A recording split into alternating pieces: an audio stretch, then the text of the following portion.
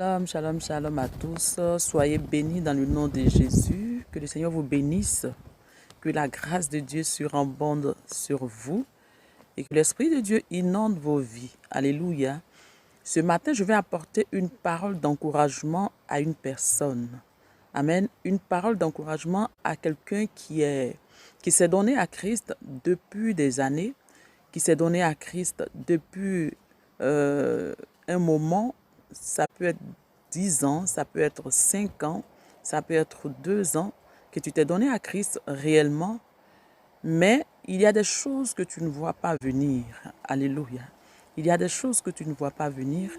Ce matin, c'est à toi que le Saint-Esprit envoie cette parole. Amen.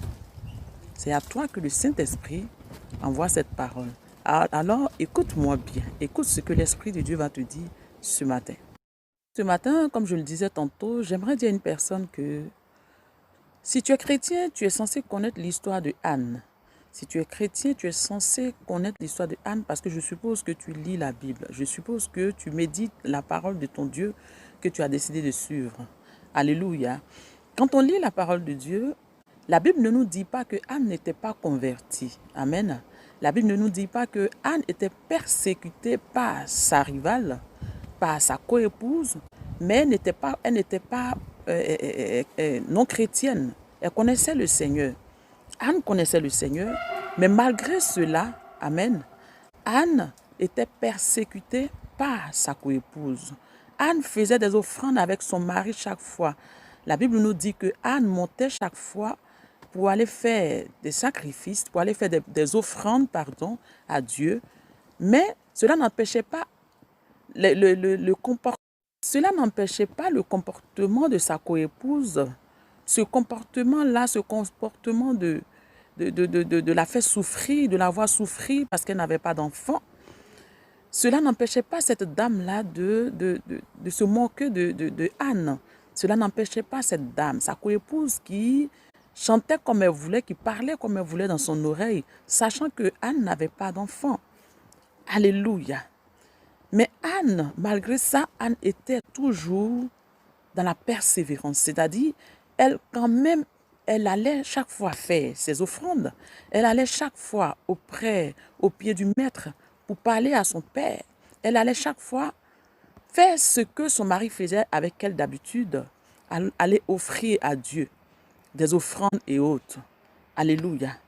Mais ce jour-là, la Bible dit que Anne est allée toute seule au pied du maître et elle est allée pleurer. Effectivement, comme je le disais tout à l'heure,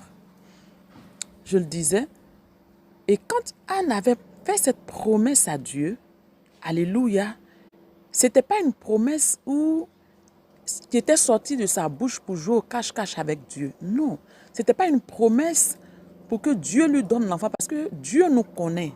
Alléluia. Dieu sait que quand on fait des promesses, si cette promesse-là vient du plus profond de notre cœur, il le sait. Mais si cette promesse-là ne vient pas du plus profond de notre cœur, il le sait aussi. Mais de la manière Anne a demandé à Dieu, le Seigneur savait qu'elle était dans la vérité. Alors le Seigneur va lui donner l'enfant. Amen. Bien-aimé, aujourd'hui, on parle que de l'enfant de Anne.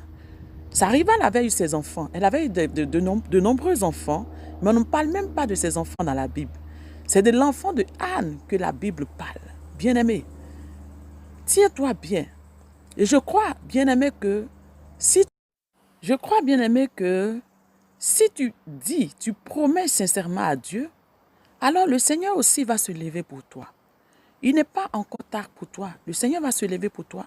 Parce que la Bible dit qu'après ça, Anne a conçu un enfant qu'elle a appelé Samuel, qui veut dire Dieu exauce. Alors si Dieu a exaucé Anne, il n'y a pas de raison que le Seigneur ne t'exauce pas. Alléluia. Il n'y a pas de raison. Parce que ce n'est pas avec toi que le Seigneur va changer. Dieu ne change pas. Alléluia. Que Dieu te bénisse et que la grâce de Dieu surabonde sur ta vie. Shalom et soyez bénis.